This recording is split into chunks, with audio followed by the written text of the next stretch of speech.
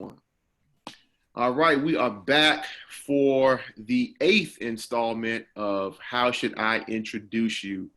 My name is Silas Grant, and I've got two really great people that I admire here with me today, Alvin Singh and Marcus Bullock, two guys who are doing great things, two guys that, are always on the go, very mission-oriented, vision-oriented, and I thought it'd be a good idea to introduce the two of them.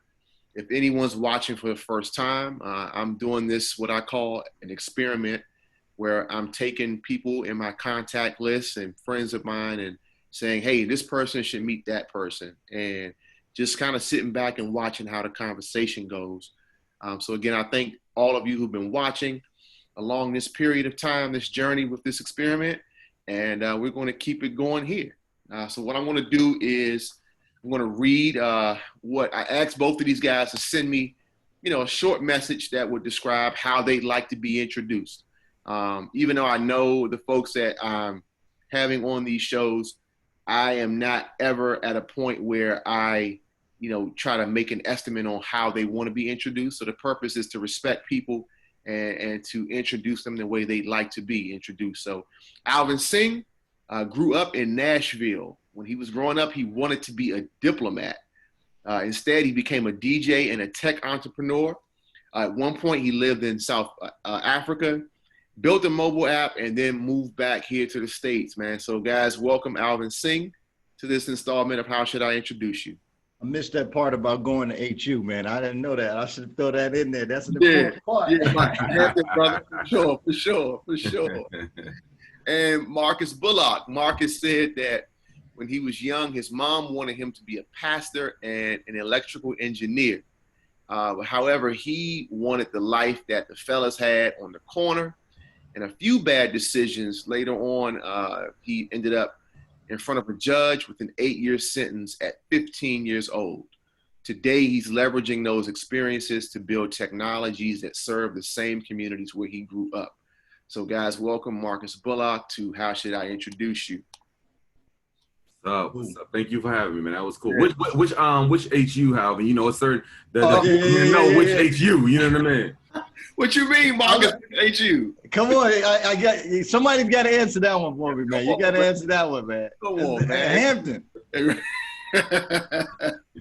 Yeah, I mean, the people need to know. You know what I mean? The people need to know. You know what I mean? They already know, man. They already know? Yeah, they already know. And we got a vice president nominee out here, man, that's claiming her HU. So, we need for clarifications sure. there. Yeah. For sure. I think that's a really monumental thing, man. And, in the event that they are victorious, man, I think that element of the HBCU experience is going to be highlighted, and I think it's going to be beneficial, man, in the event that it takes place. I know people have had a lot of thoughts across the spectrum about, what's happening politically, and people have different opinions. But I think the most important thing from my perspective is that wherever we can, we try to leverage the opportunity to empower Black people, specifically, young Black people. So it is good to see, at least from an optics perspective, that we know that people can go from HBCUs to the highest level. True. Because that's something that I guess Barack didn't have necessarily too. Mm-hmm. He had the Kenyan father and the great story and the single mom and stuff, but he didn't have that kind of HBCU. And he went to like 2-3 schools, so he didn't have that, which is going to be interesting. I think that's, storytelling is a huge, big part of a lot of stuff, just kind of, when we were just talking about the intros and the bio, how do you tell your story, and how do you portray it in a way, especially if you're an entrepreneur, especially if you're someone that's, actively, promoting yourself, right? And Marcus would probably understand is that you want everybody to know about your company or what you're doing today, but a big part of all of that starts with who you are, where you came from. And so, storytelling is very important. And I think, for her, being that it's, you know, just a few days, it's going to be a lot of stuff. Because I mean, I forgot, you know, that she was part Indian, you know, and so now, you know, everybody's pulling out the masala spices, and that community is excited, and you know, and that's the part that I think where America is resourceful at, is kind of telling the story of people. You look at it like right now, we watching the No Limit Chronicles, you know, you learn about Master P's story, you know, and so I just think that's a cool part of it, man. Yeah. So along those lines with storytelling, I want to talk a bit about the path that both of you took. Marcus, your mom wanted you to be a pastor.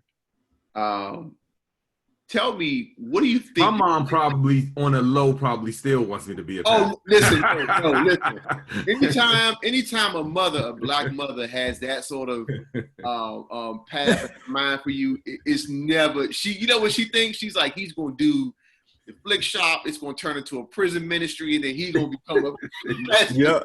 Yep. Exactly. Right now, today, that's her right now. And you know what's funny? When you sent me that, I was thinking about the fact that, wow, I can really see him being a minister. Like, there you go. I can see that. I can see it, man. But you know, really, what you've been doing, and we'll talk about it in detail in a little bit. It is to some degree a ministry, man. So you know, I think once people get a chance to hear the story, they'll see the connection. But you know, on a lighter note, what do you think your life would have been like right now if you had pursued her passion for you to be a pastor? What do you think life would have been like? Oh man, you know, I wasn't mature enough to be able to understand that kind of vision for my life, you know what I mean, back when I was younger. So I had no idea that wasn't on my radar. It never was on my radar. Today is not on my radar. So like back then, I probably, in the age of social, I probably been trifling. I probably got caught up in something crazy, you know what I mean? it would have been ugly, you know what I mean? So, you know, it just wasn't designed for it to be in the cards that for me that way. But it's interesting now though, because because of the work that we do and the maturation of Marcus, and you know, like my wife is like instrumental in that, my children are instrumental in like that growth. And so it like now my relationship with Christ, with God, is like gotten super strong. And now I'm able to talk to the ministry of the work that we are doing. So I think now in my, you know, the latter years of Marcus is like, all right, you know, I'm more accepting to, you know, these callings that are changing my life in different interesting ways. I don't know, man. I ain't had no, man. Dudes was on the block that had work, and they was driving Benzes. My mother had an escort that worked for the FDA. You know what I mean? I ain't want to be like her. You know what I mean? Like, dude, literally, when I remember when Lexus first came out, when the Lexus dropped, and they had like the gold letters on the back of them. Yeah. My boy had one of them Jones with the SC. He had an SC430, SC400 or whatever, SC430, and he bent the corner with it, and I was like, oh yeah. Why would I want to drive what my mother drives and go to work every single solitary day when this is a no-brainer. Yeah. Where are you from, Marcus?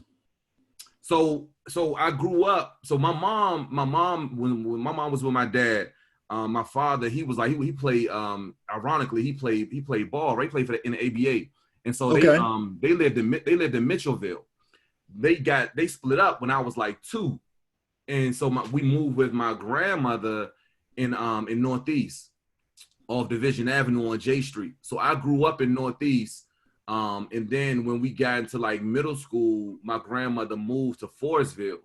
And then so then I went to like high school in Suitland. Gotcha. And then I got locked up when I was in high school. Yeah. So Alvin, so you had the desire to be a diplomat, right? Yeah. If you was asking me that question at that age.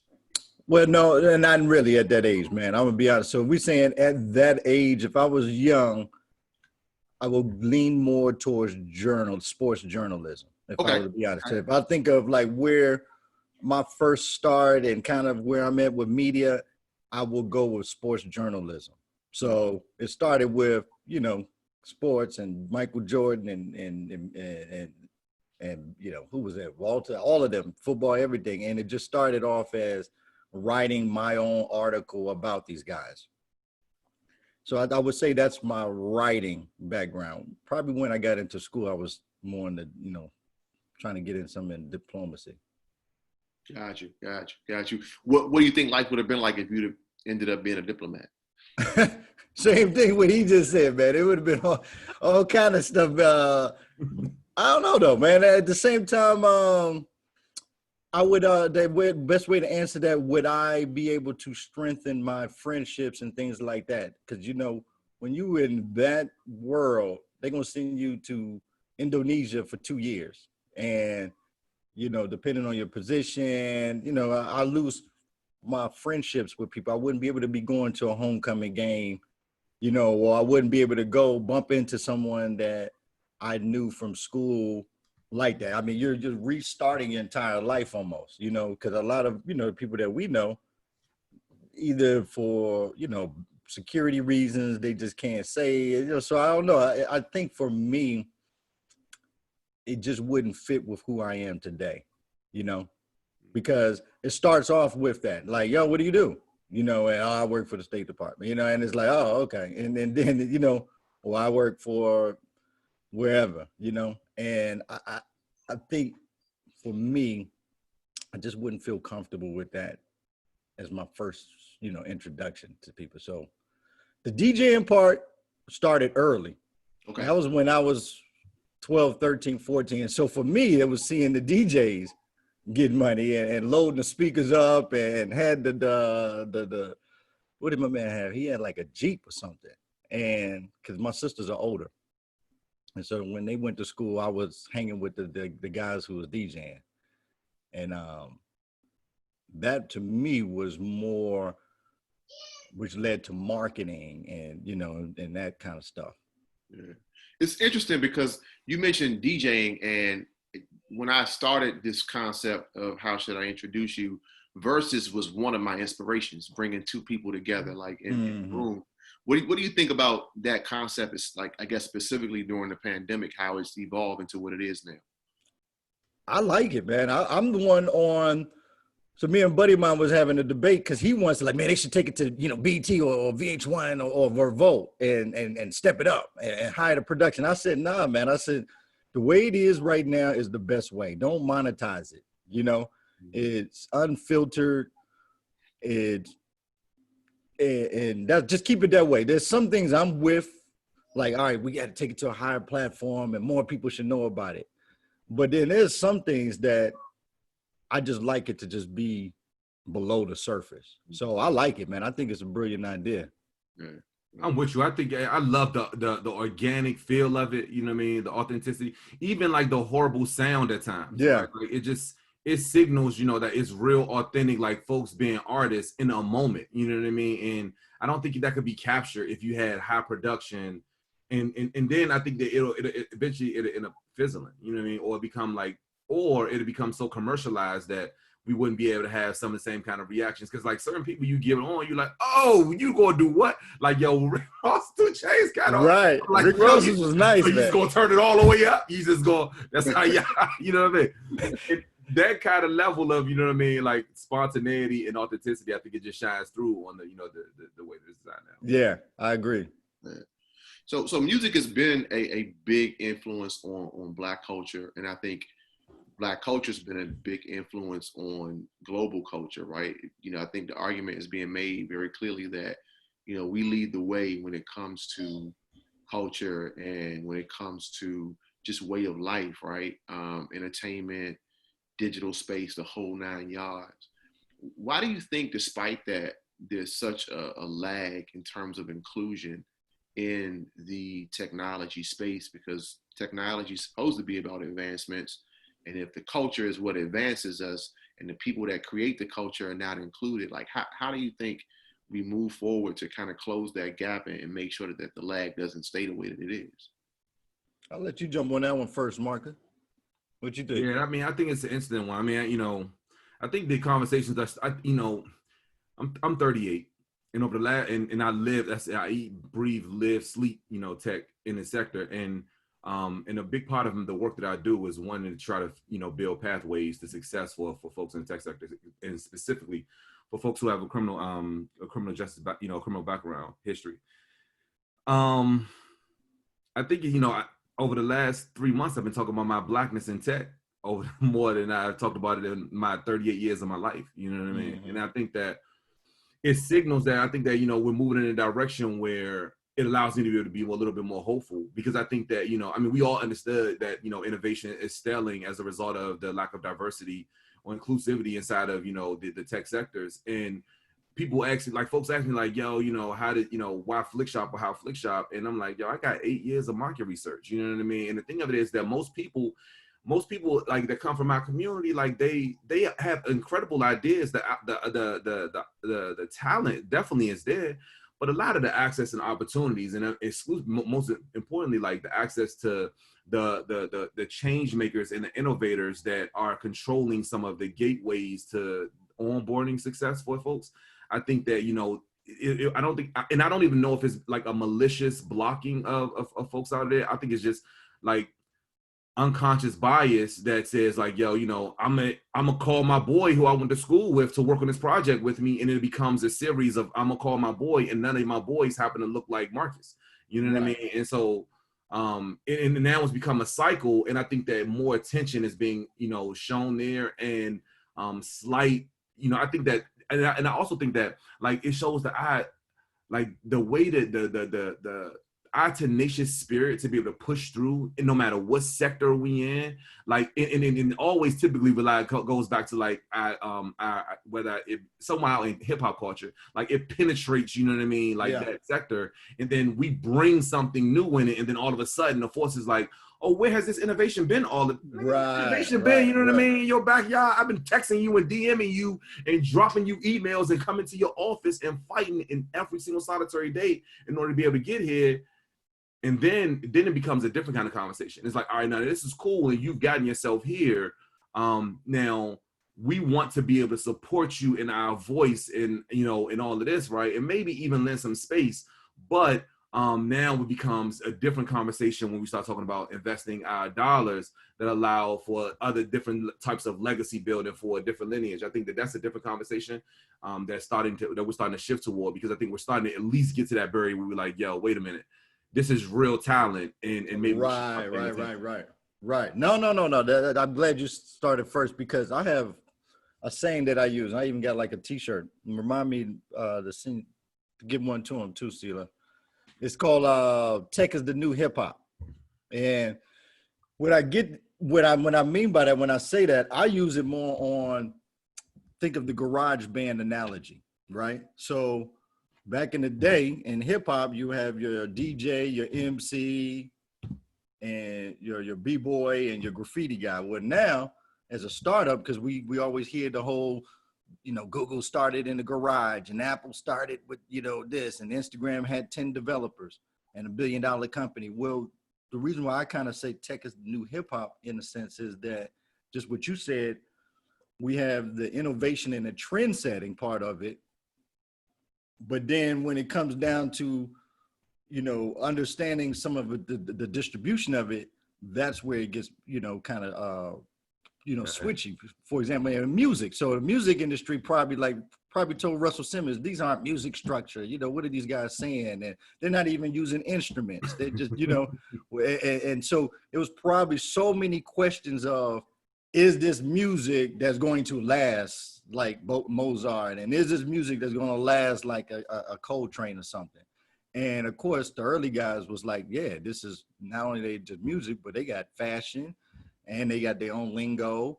And advertising industry is going to need to learn some of these things as well. And so now so then it became like, okay, you guys are rapping on the corner, but do you have a record label? And do you understand, store and retail distribution? So now these brothers got to figure out a whole new business model that they didn't know before.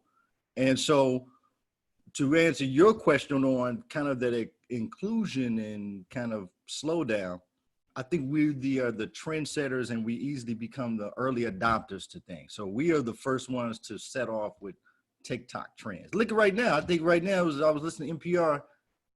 Two guys was listening to Phil Collins in the heat of the night for the first time. Yeah, I saw that. Yeah, I haven't seen it yet. yeah, I got to see their reaction. But I was listening to it. Now the song is streaming like crazy on Billboard. yeah. So let's look at that. Like these are two guys, two young kids who obviously must be young, Phil Collins, and now streaming. So the impact of them just off of something that was organic, and they're not even influencers, you know? And so we are the ones who set the trend. We are the ones who use these things first. But could those guys have started a podcast and told artists to send them new songs and they react to it? You see what I'm saying? Like, well, how do they monetize that? They just doing it for fun. That's what we always do, is we always wear things because of fun. But now they say, well, look, let's have an urban section in our clothing stores now. Now let's, make urban movies now. Now we didn't think about urban films or hip hop films. And so I think right now, man, we just got to look at it as like that garage band, man. Get your team together, and if you got something, formulate it. Stick to it. One of the things you talked about with tech being a new hip hop, it made me think. I think for those of us who have the ability to translate for other Black people, specifically young Black people, having analogies to be able to teach them that you are capable. We just got to look at it as a comparative example or an analogy. Being able to use parables like that, I think is important to close the gap and to let them know you already have the components. You just got to put them together. And if you visualize it the way you visualize something that's comparable that you're already into, I think that's an opportunity to be able to teach young people.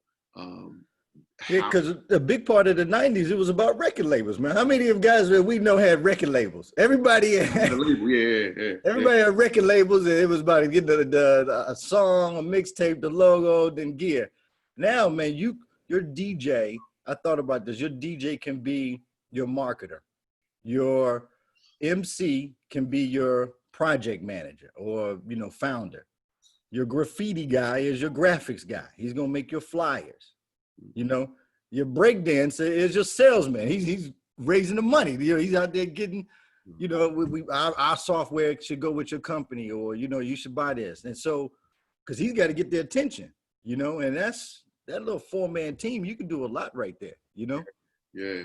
So let's go back, I guess, because, we've talked a bit about you all and your expertise in the tech space. And I want to talk a bit about what the both of you do on a day-to-day basis. So starting with you, Marcus, talk about Flickshop, how it began, where it is now, and your vision for the future. Yeah, so 96, a couple weeks after my 15th birthday, my boy and I, he was 16. It was a Saturday night. We go up to Springfield Mall out in Fairfax, pull a gun out on the man, sleeping in his car. Ask him to get out of his car. We get in his car. We pull off. Next day, we make the brilliant decision to take his his credit cards out of his wallet that we stole and go shopping with him at Pentagon City Mall. Oh man, we were geniuses. Don't worry about it. We make this. We go to the mall. We go shopping with stolen credit cards. Police pull us over. It's like, yo, what's up? We run. We're running from the police. We were the basketball team. I'm moving up to varsity in my 10th grade year. I'm like hooping, right? So I'm like, it's an old fat security guy chasing me. I'm running from Pentagon City Mall all the way around by that Best Buy. Like we end up all the way across the 395, end up at the Pentagon. We run from the police to the police. Police snatch us up. Next thing I know, I'm up Fairfax. Fairfax County Jail. Getting and listening to a judge sentence me to 8 years in adult maximum securities. So when the judge sentenced me, I didn't really understand what that really meant. My brain couldn't conceptualize 8 years into the future, right? And then additionally, that I was going to be away from my family for like Christmas, Easter, first day of school, like, state championships, right? All those things were like that was my, that was my brain. It was my sophomore year of high school. And so I lived in denial literally for 2 years, for the next 2 years. 16, 17, 18 years old, like I was like, yeah, I'm gonna go home next week. I don't know what they gonna do. I don't know how they gonna do this, but the judge is gonna figure out that I'm, you know what I mean? Like I ain't supposed to. My sale partner got life plus 43. You know what I mean? Ain't no way. I'm like all my friends got, you know what I mean, 40, 50, 60, 70 years. One of my closest friends, Tony, who you know, Silas, I made a promise with, Tony got 56 years. Like I'm like, I don't. This is not for me. It's not me. Somebody's gonna open up this door and realize that they made a mistake. When I was walking around the track with my boy Danny B, he had told me, I asked him how long he had been locked up, and he had told me he had been locked up for 31. And I'm like, you've been locked up for 31 years. You know, you a teenager, you know what I mean? Like, you know, this prison is the only place where you can be 16 and one of your closest homies is 55. You know what I mean? Man. Right. And like I'm like, yo, when he told me he was in for 31, I'm like, oh, they definitely gonna keep me here for 8 if they kept him here for 31. And that's when like it hit me like, oh, I'm gonna have to do all of this time. And I got super depressed, like, and not depressed like, you know, the vision of what you think is depressed, like, you know, sitting in your cell or jury. I got like, yo, let's activate that. You know what I mean? If I'm gonna be here, I'm probably going, my boy got life plus 43. They always beefing about something. I'm gonna run a store box, I'm gonna run a commissary, blah, blah. I'm gonna run on a basketball court. I'm probably gonna end up getting some kind of beef up here. You know what I mean? And I'm end up running my time up like my man did and just stabbed up somebody, got ran this time up and got an additional 20 years. So I'm telling my mother, go ahead and start grieving now. You might as well, you know what I mean, let me go ahead and rock, you know what I mean? And my mom was like, dude, what's wrong with you? You wilding, you know what I mean? Like, you know, there's no way in the world that you think that I'm going to let you go to prison culture. This is like not your life. And you need to understand that there is life after prison. Just because you made that decision and you here, and I am beefing just as much as you are that you here for the next 8 years. And all I want to do is just hug on you and love on you. But you, like, there was a decision that you made and now we got to walk through it. So how I'm walking you through it is I'm going to sit here, I'm going to write you a letter. And I'm going to send you a picture every single solitary day for the remaining 6 years of this sentence so that you know that there's someone on the other side that loves you and cares about you and that you will see the windows of the world and the lens through my world. You'll know what's on the other side waiting for you. So I'm sitting in the visiting room. I'm like, yeah, you want to send me a bunch of Polaroids, huh? I'm about to go back behind these doors. I'm going to get back at you. You know what I mean? Because, like, this ain't going to change nothing. You know what I mean? And she's like, all right, whatever. I love you too. And she left. And she did exactly what she said she was going to do. And she loved on me so hard when everybody else was going right because of my attitude. She went left and was like, I'm going to love on you super even harder. And she wrote me letters, and she wrote me like long 3-4 page letters and sent me random pictures of like the most random things from the choir at church. You know, she still wanted me, you know, come home and do something in the church. The nephews, you know what I mean? Like she said pictures of her office desk equipment, pictures of pizza, talking about like, yeah, you going, I know you like pizza, you gonna come home, enjoy your pizza when you come home, and blah, blah. We gonna have a night where we can do this, that, and the third. And I would just eventually, the dudes in my pod, because, you know, nobody get mail like that in prison. You know what I mean? Like, dudes ain't get mail like that. And the dudes on my pod is like, yo, what's up with your mother? What happened with? And so now we got different content that's coming into the block. My mother sent me a picture of her going to King's Dominion with my niece and nephews and some funnel cake. And one dude in the pod like, oh, yeah, nah, I remember I used to get a shockwave. You remember the shockwave? Man, and now some other dude like, you ain't getting no shockwave. What you know about the anaconda? And this, I'm old head. Like, the anaconda? That y'all don't even remember what King's Dominion wasn't even called King's Dominion. It was called right? And then the next day, it's another conversation because it is mail, right? So now my brothers now, like they walking in the visitor room, like, hey, Miss Bullock, did you get your oven fixed? And my mother like, how do you know about my oven? I'm like, Mom, you seen the picture. It was a thing. Don't even worry about it. We was in a pod. One dude started arguing, talking about he know how to fix ovens. It was a thing. So anyway, you know what I mean? Like, so that was like, literally, she carried me to the door. So when I came home in 2004, like, yo, I knew what like her house looked like. I knew what my bedroom looked like. I knew the kind of car she drove. You know, I left, it was no internet. I came home, it was like Google, you know what I mean? So it was like the whole world had transformed. And I was like kind of sort of living it along her journey. And later on, and I can talk about the in-between times until when I first came home, but about 10 years later, after having some successes in some other businesses, it allowed me to be able to take some of that revenue and was like, yo, look, the only reason I'm sitting here and I'm blessed to be able to have this is because of those pictures. And that's because of my mom and that commitment and that love that she showed. And there are millions of folks that's locked up right now that like their family members, it ain't that they love them any less. It's the reality. You know how hard it is to write a letter and don't nobody know how to print a picture. You know what I mean? Right. You gotta like go buy an envelope from Walmart and you gotta go like buy stamps in the post office. It's just too much like work to communicate with your folks that's in. And so I'm like, yo, how do we do it and do it more affordably than these phone systems and these tablets that's busting people in the head on these prices? Because if we do it, if we tech is the only place where you can have a micro idea, and if it's a good enough idea, you can scale it so you can still build a sizable business, but you ain't got to prey on your customers that you know what I mean, selling your product to. And so we set out on trying to figure out how to learn how to do that. And our first iteration was Flickshop that allowed our family members to take a picture like my mom would. Write a quick note on it, press send, and for 99 cents, we print and ship that picture and text on a real tangible postcard to any person in any sale anywhere in the country, allowing folks to stay connected to their folk every day, like my mom did for me. And so now I'm excited to be able to have connected over 170,000 families around the country. We shipped almost 600,000 postcards and facilities in every state, feds, juvenile, immigration facilities. And it's dope to be able to know that these kinds of family connections are happening as a result of the technologies that we built. Oh, man. Awesome. Yeah, that's awesome, man. So how long has Flickshop been so from 2014 to now or what? So now we launched I came home in 2004 and I did some other stuff. I had started some other businesses, then some stuff in the paint store. It was a long story. But I started Flickshop in 2012. Okay.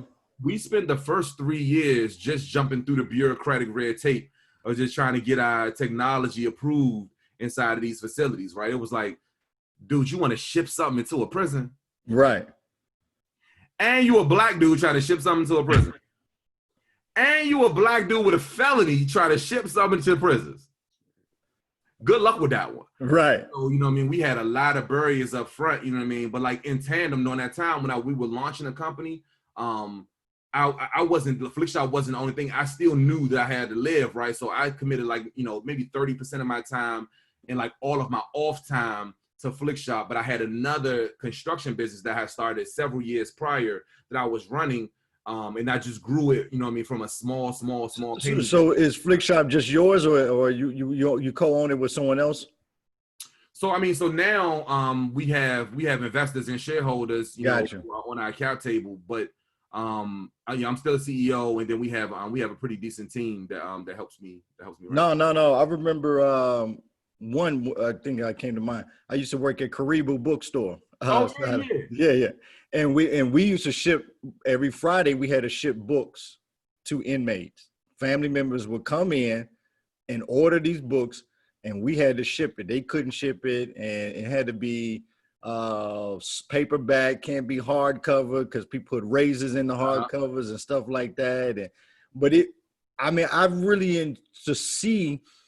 And this was like 07, 08. I'm super grateful for Yao, man, for putting that together.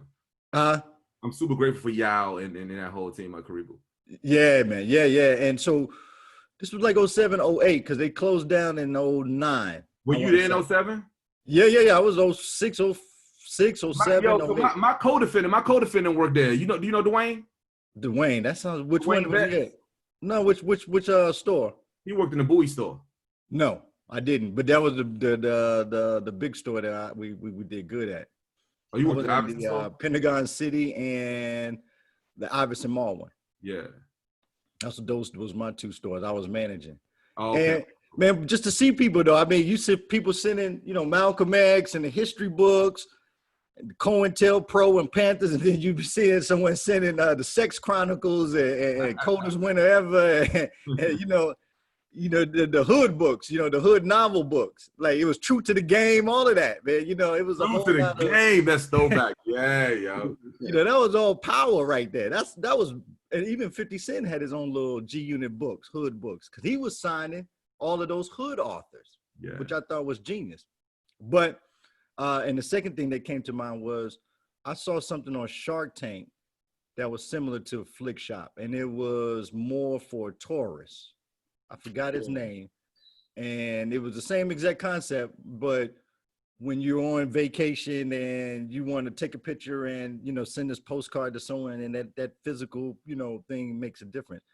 I don't think they actually got the investment, because I think the difference between that and Flick Shop is Flick Shop has a much more bigger impact on the receiver, you know, the inmate. Then sure, it'd be nice if Silas sent me a picture of him in front of the pyramids in Mexico, but I probably can see that on his Instagram. Exactly. And better yet, he probably can FaceTime me. You know, that's the privilege we have. But with Flick Shop, all of those privileges are gone. You know, with you know, the end consumer, which is the inmate. And so, yeah, man, I like that. It's a dope concept. It's just funny because Marcus, you and I talk, man, and we can talk about it more in detail maybe later on in the conversation. But just really quickly, you were talking about, you know, maintaining the confidence of promoting what you have going on as far as the concept. And I was saying to you, it is easy to differentiate between those who buy in and those who don't, because as Alvin said, there is a market, right? And either you need Flick Shop or you don't. But if you need it, you really need it. And therefore, it's not hard to market it, because I know for me, I have friends that are incarcerated, and it's nothing for me to take a picture in front of where I live or on my bicycle, upload it. Hey, we out here bike riding today. Boom, 99 cents, and I'm done with it. So, yeah, I when I first heard the concept, man, it helped me maintain relationships with friends who are now, you know, back home from prison. So, you know, I want to say thank you publicly. Oh, so you used it too? You've already used it? Yeah. So, you know, you can add friends to your address book. Yeah. So I just go down the list and I can duplicate the photo 10 times if I have to. Type the message, copy and paste, change the name out, boom, gone. No, me and you had lunch one time and someone called you from inside. Yeah, I forgot about that. Yeah. Yeah, he was like, hold on, let me take this guy. What are you doing? Some consultation, man? The bosses out here, man. Silas, a man of the people, man. Yeah, man. But I think it's things like that that often remind me how close we are, and how we're never too far from those that, you know, are the least and the little. And I think in all of the work that we do, we've got to be reminded of that, because what we do, Alvin, again, has an impact on people, right? You know, no matter how good your household was, you got a cousin or uncle that went to prison. That's just what it is, right? Yeah. You got a classmate that went to prison. You got a neighbor that went to prison, right?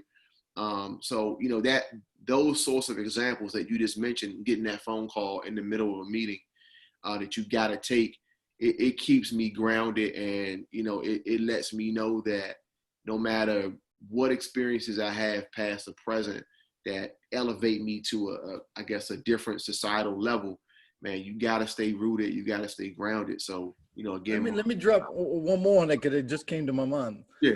Lead belly. You know about lead belly, Silas? I was going to ask you to talk about that. Yeah, that was one of my questions for you. So Marcus, my great uncle was a blues singer named Lead Belly, and I mean, he died in 1949. He was on my grandmother's side, from Louisiana, everything. You seen the movie Life, right? Of course. Yeah. You remember who's the character, the baseball character? What was it? Two strikes, two. The baseball character they're trying to pardon. Yeah. I can't think of the name. Oh, yeah. Can't get right. Can't get right. Get right. That is loosely based off of Lead Belly, because Lead Belly was in the Angola prison, state prison in Louisiana, the oldest one, in 1935. And we know back then you didn't get fair trials. Well, this is his second incarceration. The first one was in Texas, from a governor who said, I'll never pardon nobody. Well, Lead Belly made on the first trip, the governor is visiting the prison farms. And someone says, man, go get Lead Belly. He'll play a quick song for him. And Lead Belly comes out of the field, plays a song, and on the spot, he makes an improv verse and says, if I had you like you had me, I'll wake up in the morning and set you free. So on the last day of that governor, what did he do? He set Lead Belly free. A few years later, Lead Belly gets back in prison for another fight. You know, these are those days where they playing in saloons and, you know, he's singing and the girl looks at Lead Belly and Lead Belly winks and, you know, guys are pulling out their pocket knives. And so the second incarceration, Alan Lomax, who was working for the Library of Congress at the time, and the United States government, Lomax created a grant to record these prisoners because they were saying these old spirituals and folk songs was getting lost.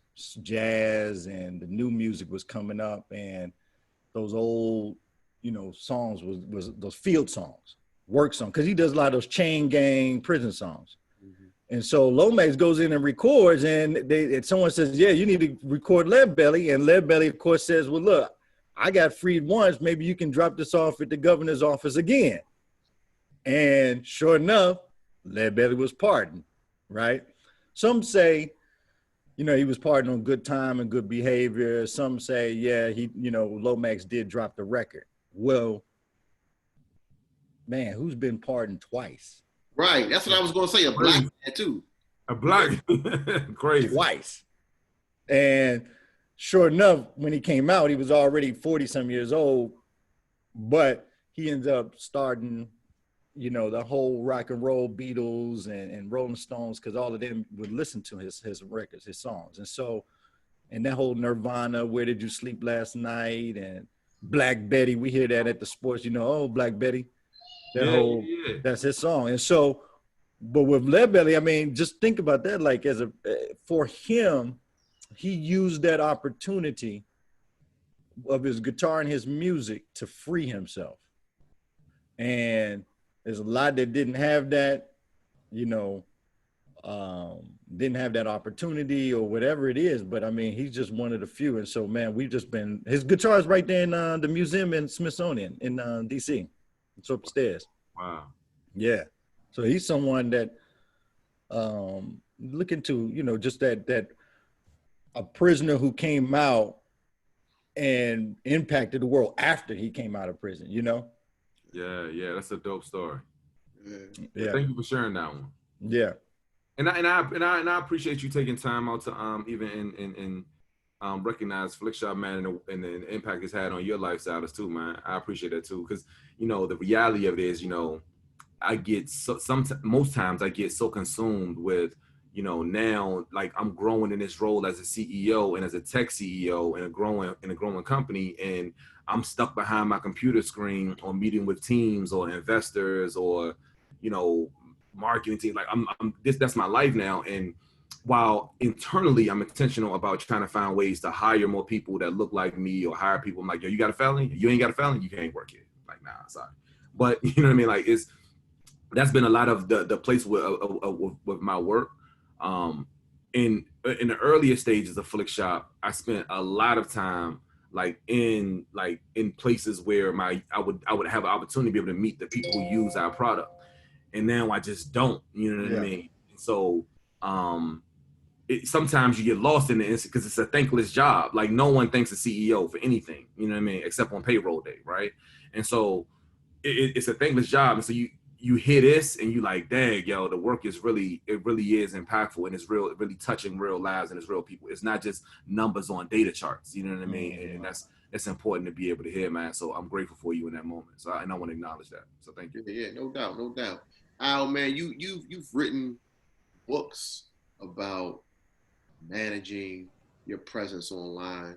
Talk a bit about you being in that digital space, the things that you've written about, and also just talk about maybe some of the common mistakes that people are making and how to improve on that. Good. Yeah. So I wrote a book called Manage Your Web. This was when I was living in South Africa, and I'm there with sporadic internet and Wi-Fi, and I what just took finished. You to South Africa?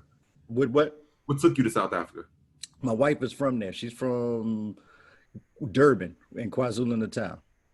So we went there for 5 years, and Johannesburg, which is like New York City. And for me, I said, I got to utilize this time to put something together. How old were you when you moved there, Demon? Must have been 30, 30, yeah, 30. And so I was like, I got to put something together to utilize my time. And that's when I put something together. I said, look, everything's going towards digital, whether everybody likes it or not, you know. And so I put together Manager Web because I saw people buying the tablets.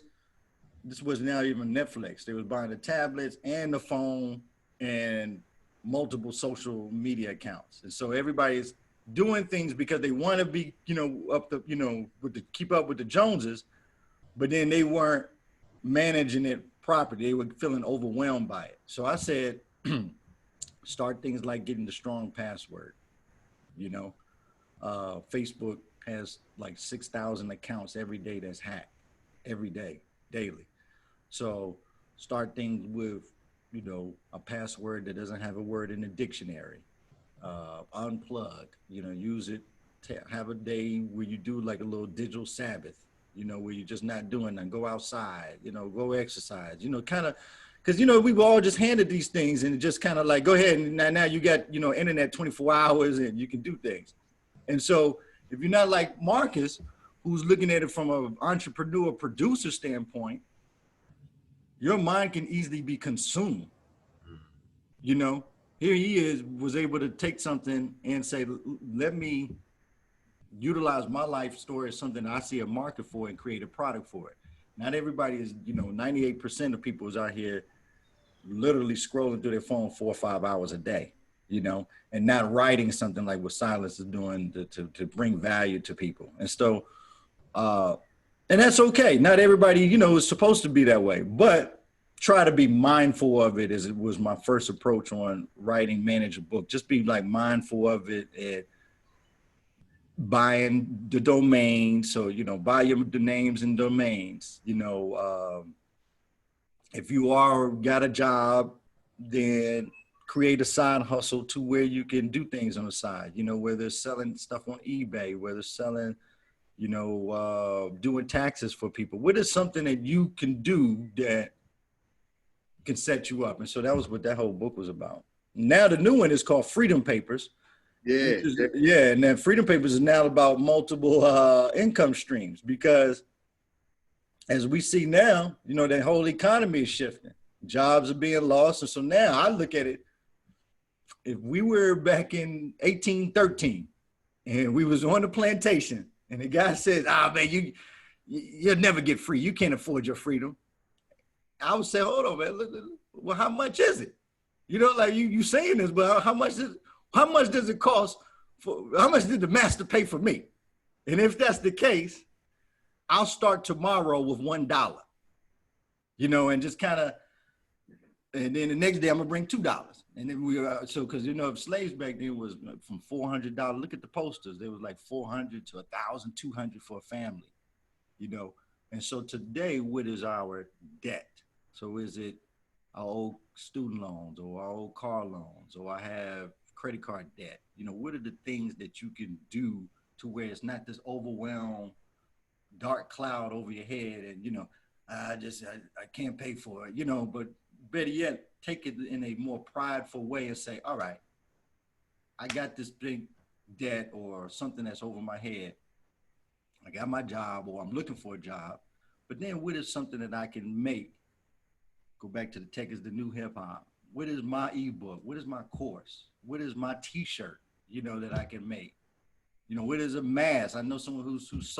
What can I make right now to subsidize getting my freedom, And so, because as we saw earlier, Larry Belly used the guitar, and so now, how would he use it now if he was today? If he had Instagram, he'd be playing free concerts for us, because music is a natural thing for him. So that's what the Freedom Papers is all about, is, approaching this more proactively and, and just not being overwhelmed in the digital world, I guess.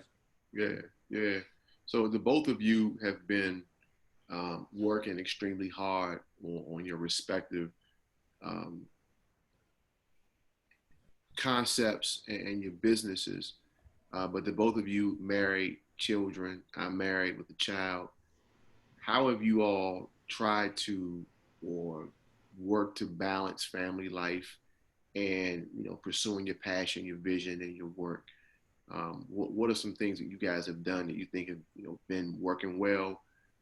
How do you feel like you can improve in that space?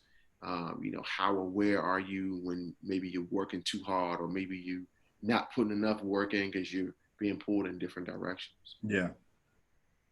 I'll let you take that one first, Alvin. Hey man, that's still the question of the century, because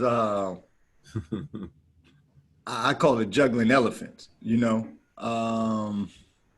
then what is your why? That goes back, we were saying the freedom paper. So now, all right, I'm free, but my wife and my 2 children are not. And so I'm going to go back every day and put the down deposit to get their freedom. So then when we're all free, we have our own grocery store, and so, and then that then leads on. So today, I guess, for me, man, day to day, what I do is I try to wheel. So I got an 11-year-old. So one part is wheel her in as far as excitement, whether it's graphics or creating something, or just talk to her. So I have someone that I'm bouncing back that understands my total vision, because you can be the parent, head down, work all day, never see the kids. And then 10 years later, they come to, man, I don't care about what you built. Like, you never talked to me about it. That was what you was doing, but if you can kind of show them the process, that helps out. For me personally though, man, like, you gotta unplug though, man. Like, my escapism is my Milwaukee Bucks. I watched them, man. I didn't have a team for a long time. When I came back from Africa, I literally now put the jersey on, turn the phone off, and I'm just a Bucks guy, That's it. You still got to play ball, man. Got to, hit the gym. One-on-one conversations like this, I think, is important. And as far as the spouse or the partner, it is good to have someone that's like, hey, what can I do to help you out? But if you don't, they still have to respect and understand what's the vision that you're doing, Some guys don't have spouse that's hands-on, doing taxes, making calls. That's fine. They got their own thing. But man, each day is a blessed day, and I just think gratitude. I'll say the real key word is gratitude. I am grateful that I have the mind to do a business. I'm grateful that I have a family, and I'm grateful that I'm working towards something. If you keep with that, you can be one customer negative, but that gratitude keeps you up, because the next day you're one handshake away, So that's the real big thing for me. Bro, you dropping jewels, man. Like, you dropping jewels. Like, that was dope. Like, real talk. You know what I mean? I'm learning from you right now, and I appreciate that. So yeah, thank you for that. That was How do you balance it though? I mean, one of the things. I mean, I think it's a perfect segue. My level of I feel like I'm living on a cloud. First of all, I feel like I'm living on a cloud every day. I can't believe that this is my life. You know what I mean? Right. Like, I'm like, yo, this is like, I look at the pictures I used to take with my boys on the rec yard, and I'm like, I can't believe this is my life. I can't believe the conversations I'm having. The people that, entrust me with their money, with their investments. You know what I mean? Like, I just can't believe this is my life. I feel so freaking grateful that God chose me to be able to be the one to lead this company, and he gave me the tenacity to be able to push it through a lot of these barriers that typically will box most folks out of the room from having these kinds of opportunities. I love one of the quotes I'm famous for bringing up is like when they asked Jay-Z like what separated them from everyone else. And he's like, yo, the thing separated me from us, we just didn't give up. And I think that for Flick Shop, when folks ask me like, yo, Marcus, what's the difference? I'm like, the reality of it is that, I mean, I just came from a place where I used to sell honey buns and C building, you know what I mean? So now this new life that I'm living right now, I feel like, yo, if my biggest problem is that I can't figure out a way to get new customers, like, that's a good problem to have, you know what I mean? Yeah. And so I just live in this constant state of gratefulness, and I'm always trying to figure out how to drive my perspective. And that's really the baseline for that whole entire point that I was making, was that my gratefulness comes from a level of perspective that I have as a result of a situation that I had in the previous years of my life. How do you know when I'm still learning how to balance the thing with my children, and now with quarantine, you know, us all being quarantined, and that's been in the house, you know what I mean, over the last couple of months, like ending a school year through virtual learning. My son is 9 and my daughter is 4. My son is like, yo, you know, he played Fortnite, so you know what I mean, like he gone for hours, you know what I mean. Right. I'm like, oh, I forgot this dude even lives here, you know what I mean. My daughter, on the other hand, she's 4, and she's like the most beautiful, helpful, you know what I mean, like little girl that's active, and it's like, yo, daddy, I have a question, daddy. And now, because of the work, she's able to sit in on some of, like, she's able to be in the same room or come in the rooms where I had meetings, and so she'll just sit there and just stare at me, and now act like she's not in the room, but I know that now she's just watching and like trying to play games with me, and then she wants to fake like she's like, I want to be a CEO. And so she gets on a Zoom, you know, she gets in front of the computer and be like, you know, I'm a CEO and I'm going to start the meeting today. And I'm like, yeah, man. And look, those little things is so important, man. Like, there's guys who live with their dads and never see them because of work. There's guys that said, man, I live with my dad in the house, but when he left and when he went out, I was already gone. You know, then of course they then don't even know their fathers. You know, but I mean, if I'm being honest, if I'm keeping it a buck, I struggle with that. Like before COVID, one of the problems that I had as a result of my career, beginning to evolve into this speaking, you know, kind of sort of part of my career where I would start doing conferences and stuff. When I started flying around the country, like I would be on the planes, real live beefing, like, yo, I gotta go take this break because somebody about to pay me some money to come talk for an hour, so I can't say nah to that. Right. But on the flip side, my son is about to play in the AAU tournament, and I might miss it. You know what I mean? And I'm like, when he grows up, is he gonna look back and be like, Dad, you wouldn't come to my AAU tournament? You know what I mean? You on a plane in San Diego taking pictures with some other basketball player that played in the NBA because that was important to you. Instead of taking I don't want him to be able to say that to me, right? So I was on a plane dreaded, and I prayed about it often, like, Lord, I need you to help me with this because I don't want to be that father that is able to help provide so much for his children, but then now when I'm older and I want to be like, oh, all right, we successful now. I'm 50 years old. Hey, Marcus, let's go to a game. He like, a game? What do you want to do? No, me and you talked about this, Alan. My quote, and this one's good for you as a parent. I just want to be the parent that my adult children enjoy being around. That's kind of my goal. Like, the whole provide, yes, that's fine, and then be able to pay or whatever, give you something, fine. But if I can be that parent that my adult children say, hey, Dad, we're going to watch the boxing match at your house, and they enjoy it. Not, well, I don't, you got to go over his house. And they 40 years old, and then they don't want to be around me, then that's something that I miss, Yeah. But, with what you're saying, what you was doing as far as now, that is a tough thing, man.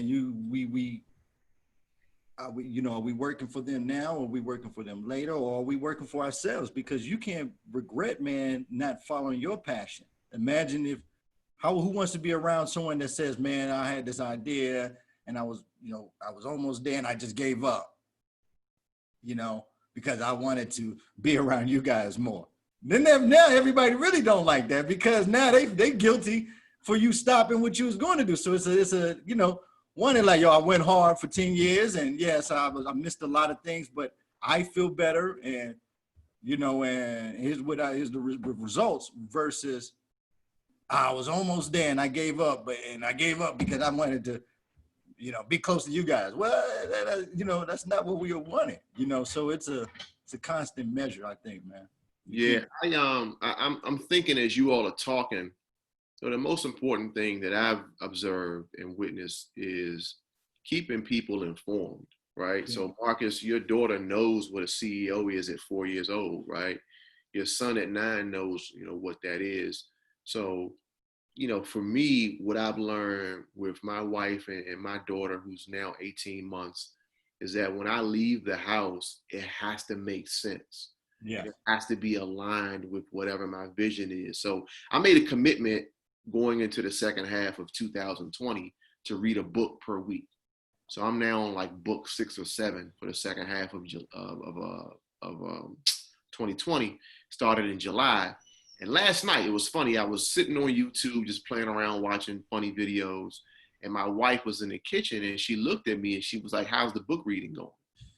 Right. And that was her cue. Like, you said you're going to do this every week. Right. So, and she didn't say, you're not reading your book. Right. Which I am a little bit behind, but I'm going to finish before Sunday night.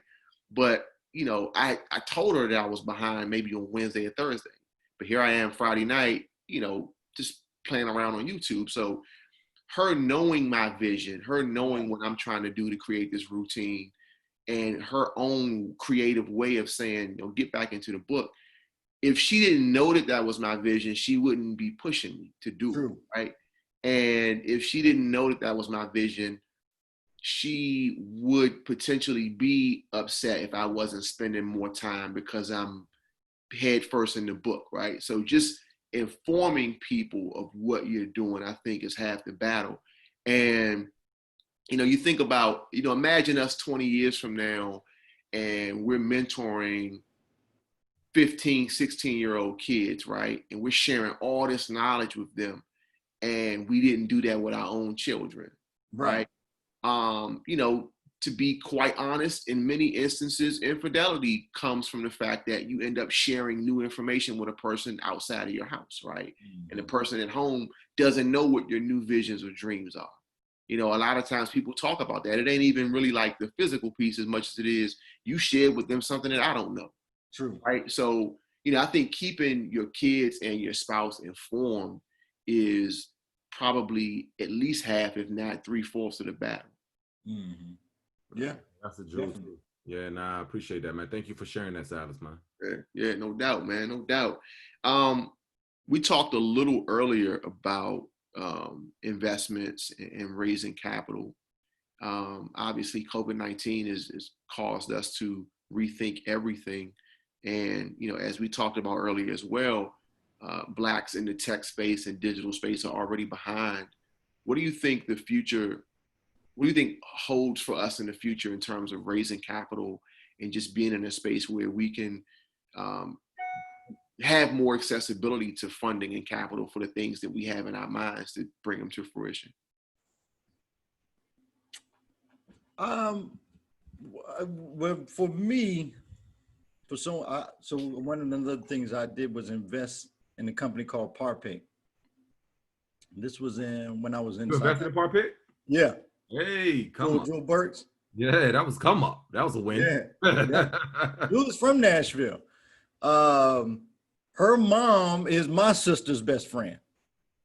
And me and my mom was actually coming to her mom and saying, hey, I think we was trying to do Planet Fitness, and you got to get like all these different people to get a certain net worth. And we didn't have it. So it was like, man, well, we get some other people, we may, do it. And her mom was like, I got something better.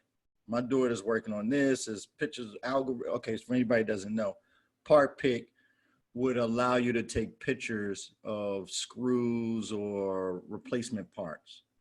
And I remember you telling me about this years ago. Yeah. Remember that. She sold it. So she sold it to Amazon. Had a dope exit.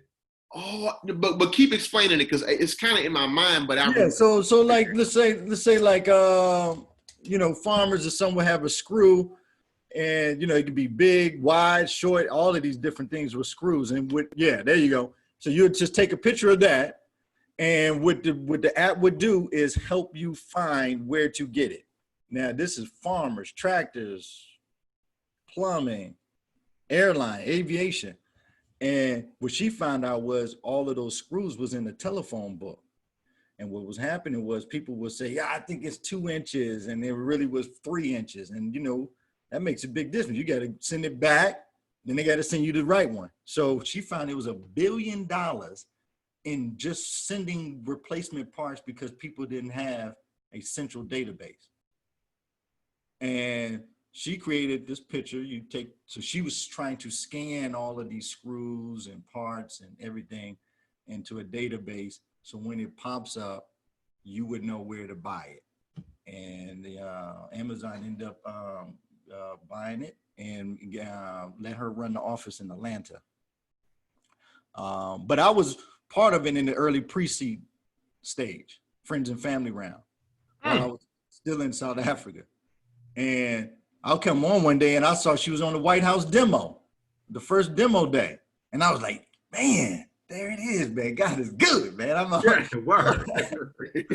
So, so to answer that, I would say, so that was friends and family. We knew her. I believed in it. I understood tech. I was like, look, let's put some money, Mom, and let's go in on this. And it rewarded. Now, pandemic 2020. I want to pause there. Silas, you got to do a whole show just on having the mentality of the value of seeing these kinds of investments as opportunities and coming from the kind of communities where we come from. Because we don't typically, first of all, we never, investors in Silicon Valley complain about what's called having deal flow, not having enough access to people who have awesome deals, right? They always complain about not having deal flow, right?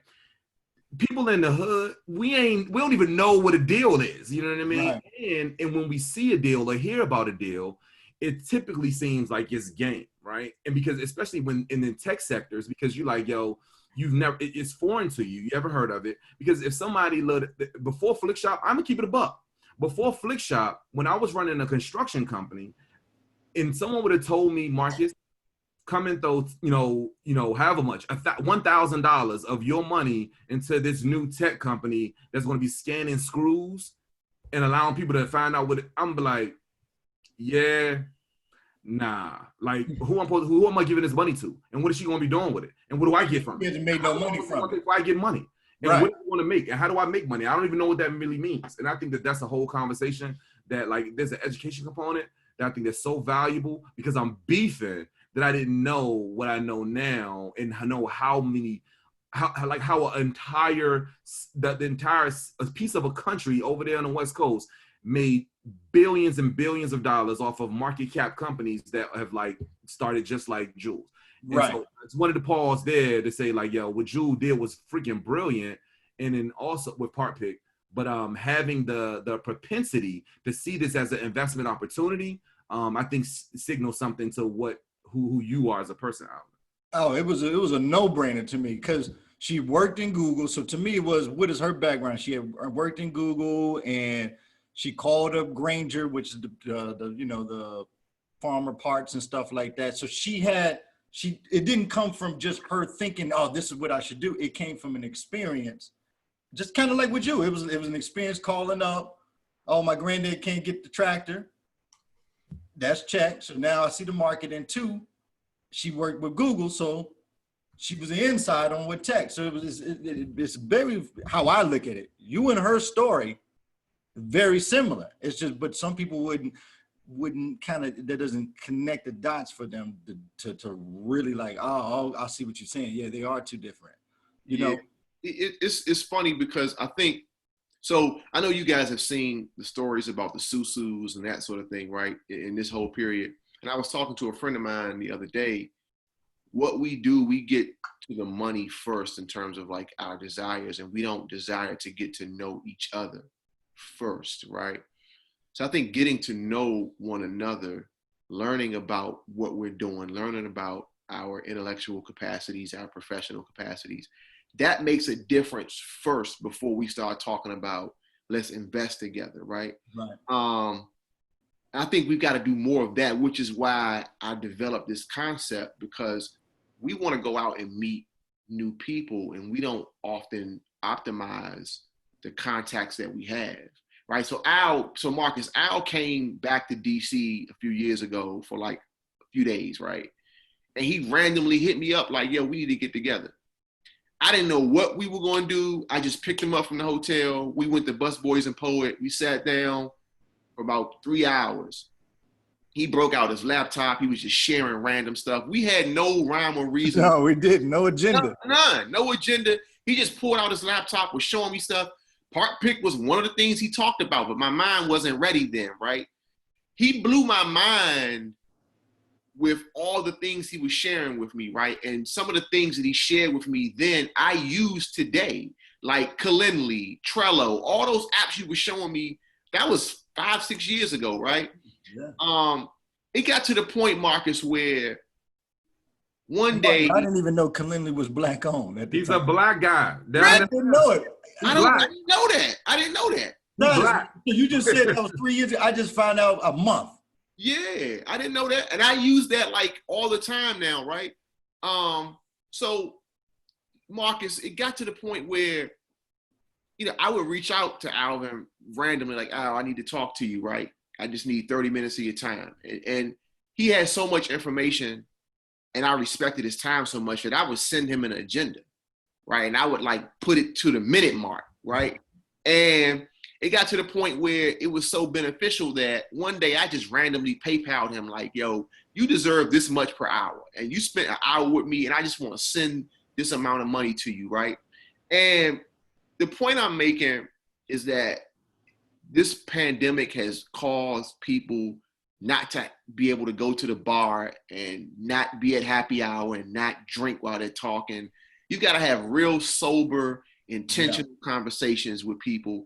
And I think it's these sorts of conversations where if you share that information with the right people about, hey, this is an upcoming opportunity, now people's minds are free, they're clear, we're having intentional conversations.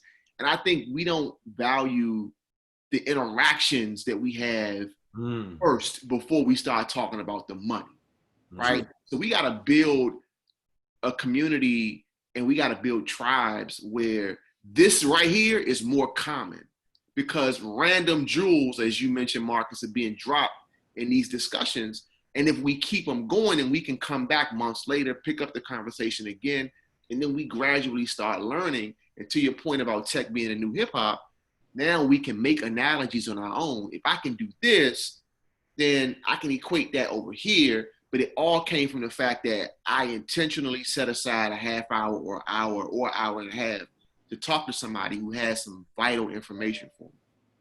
I mean, would you have invested in Rockefeller in 1996 for $100? Yeah. See, so I mean, but we wouldn't have known that all the blueprint and all of that's 96 now. So, but from what you would have liked, you were like, man, I'll put down $100 for this guy. Right, yeah. And that's because you paid back in 96. If they put out 2 projects, you would have paid $25 by then for both projects.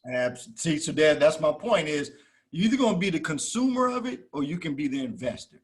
So we don't pay for Facebook, but you give a lot of our time to Facebook. So wouldn't it be nice to at least own one stock? You know, Apple is about to split its stock at the end of this month. Apple would be 4-1. Huh?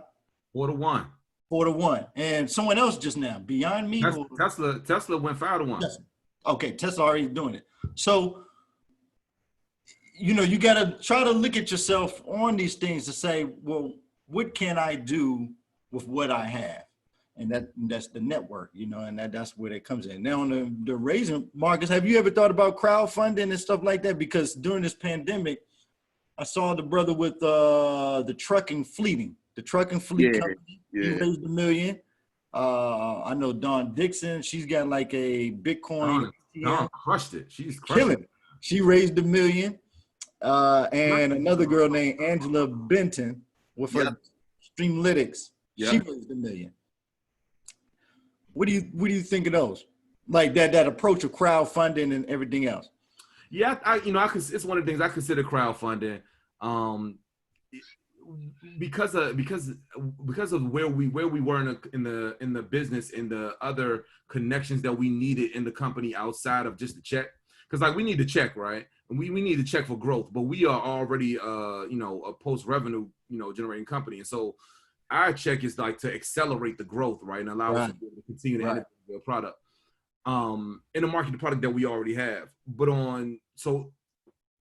because of that, the building of the product, meaning like building to Flick Shop, continue to build on. We have a new enterprise solution that we're building that's connecting businesses and reentry centers and governments back to people in prison, because we need to have more awareness of what programming looks like well before you come home. With probation and parole, we need to know what probation and parole is going to look like well before you come home, so that you're not trying to come in and you and your PO meet each other the first time and now it's this confrontational relationship that you think that they're going to send you back, right? We want to be able to annihilate that.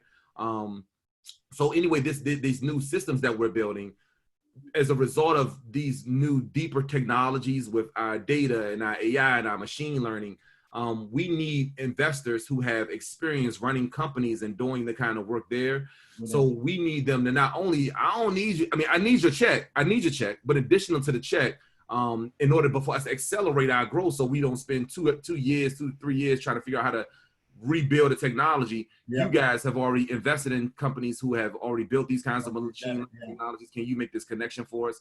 Allow us to be able to collaborate with others? Because again, at the end of the day, like, we believe that we can help families stay connected and reduce recidivism if we're intentional about doing this. And you said reduce what? Reduce recidivism.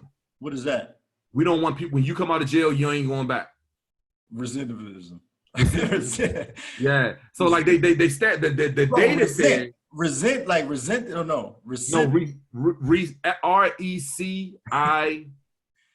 Recidivism. DIVISM.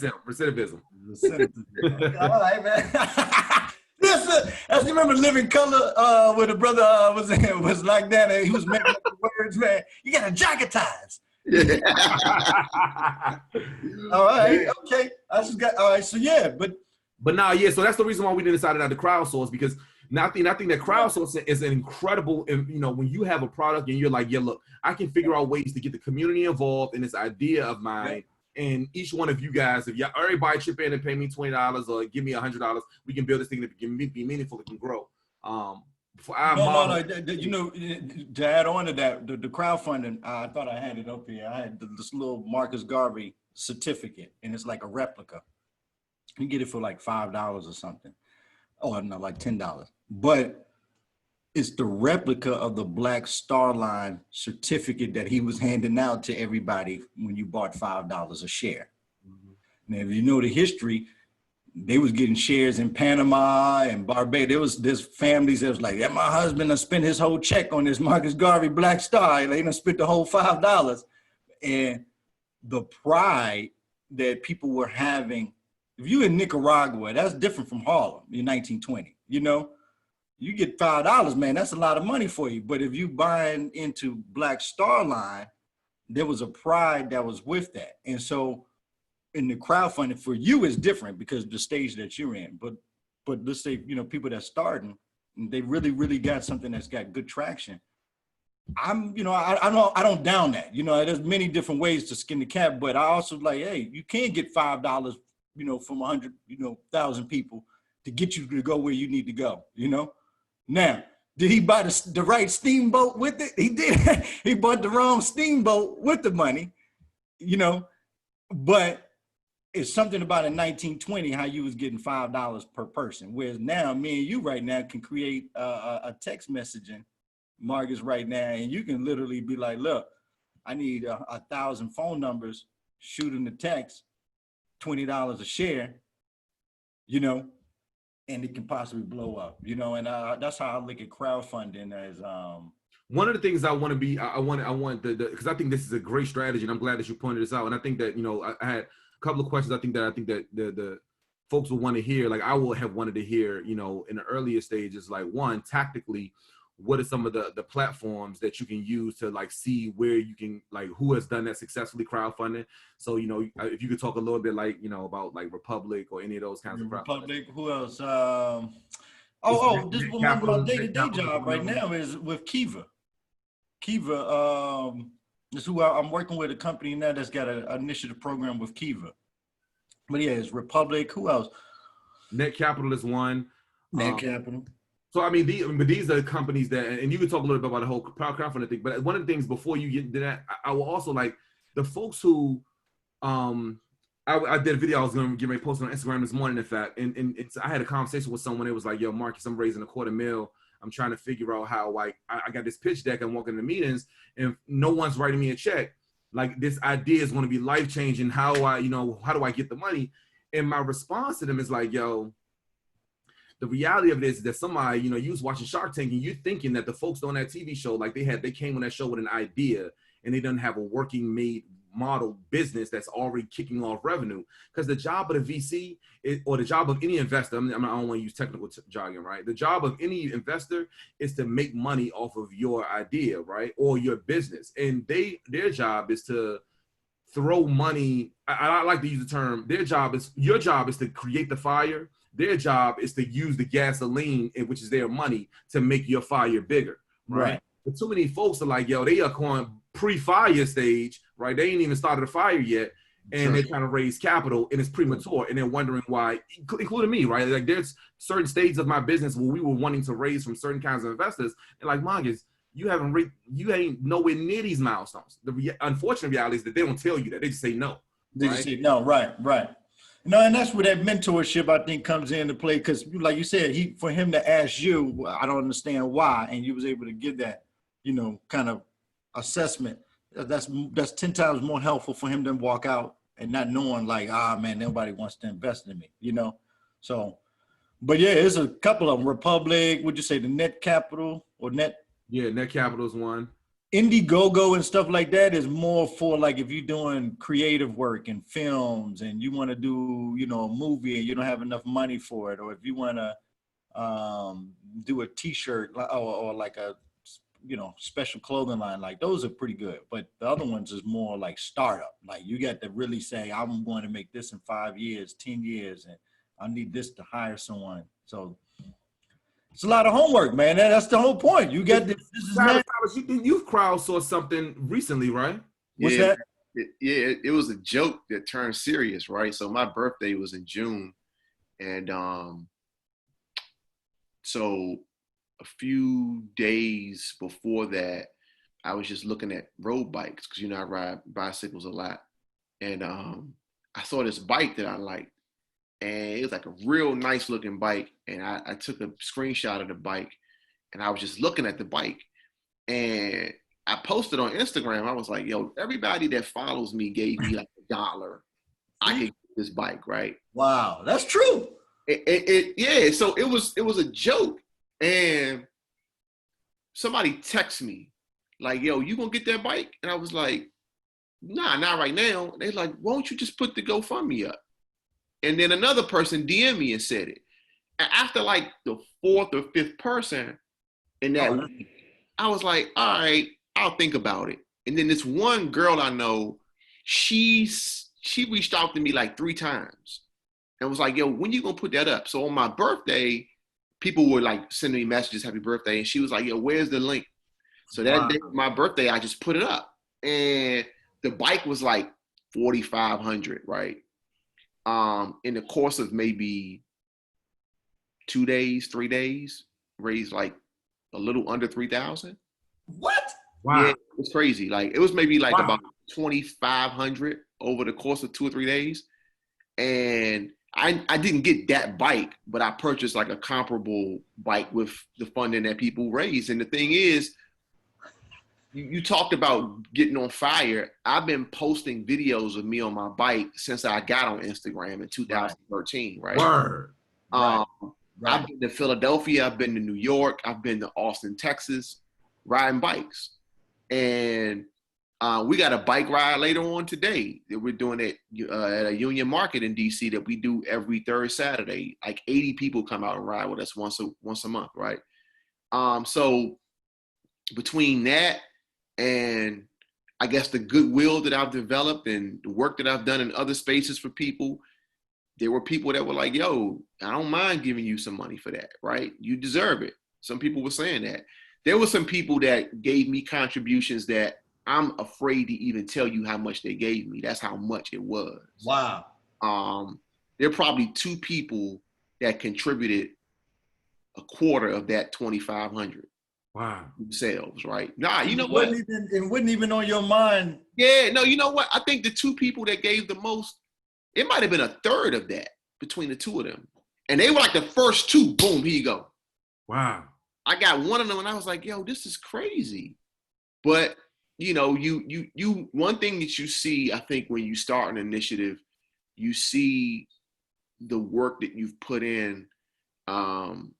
And I was talking to a friend the other day on another note, and I don't want to go too far on a tangent about it, but a friend of mine was really blessed like the last 2 or 3 weeks with a real big gift from someone, right? And I told him, I was like, it's not who you are, it's who you've been.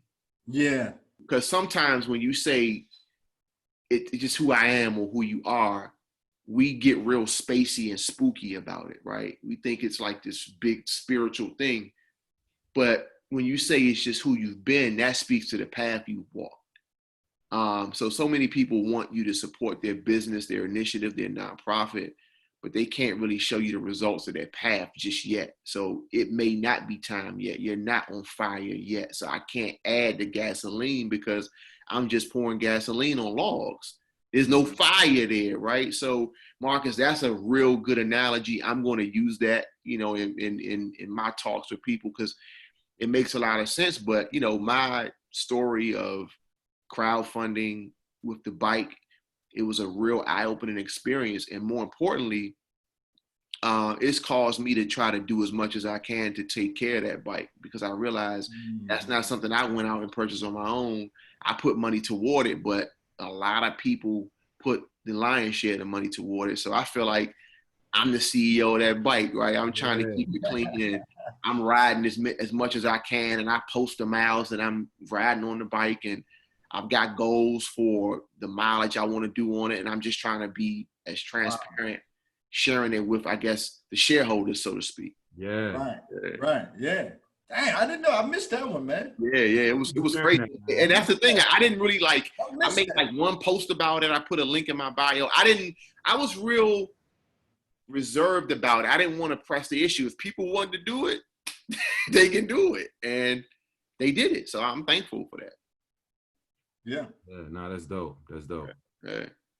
Yeah, man. Well, guys, man, I really, really, really, really, really, really appreciate you all joining me on this, man. This is the 8th installment, 2 months in. Again, I'm calling it an experiment, and just trying to bring really interesting, good, great people with great and good things going on together. And I want to be able to maximize and optimize my contacts and not only increase the value of the tribe, man, but to really provide a source of inspiration for those who may be watching from afar. So I thank you guys for being on, man. It's been a really, really good conversation. It's my hope at some point in the future, you guys are able to, you know, cross paths again and, you know, create some good stuff. Salute, man. I appreciate that, man. Marcus, what's your Instagram, man? I'm a Perfect, my man. That's perfect connection. So at _ Marcus, MARCUS _ Bullock, BULLOCK. Okay. Hopefully I got it right there. Bet. Hey, man, you can just tip me direct. We'll get the numbers, man. I appreciate this. This was a good talk, man. And anything we can do, man. I know this one's gonna go good. I appreciate it. Good one, man. I appreciate you guys, man. All right. Thank you again, Silas, man. All right. I'll see you guys soon, man. For those watching, again, thank you for watching. How should I introduce you? And we'll see you in the next time.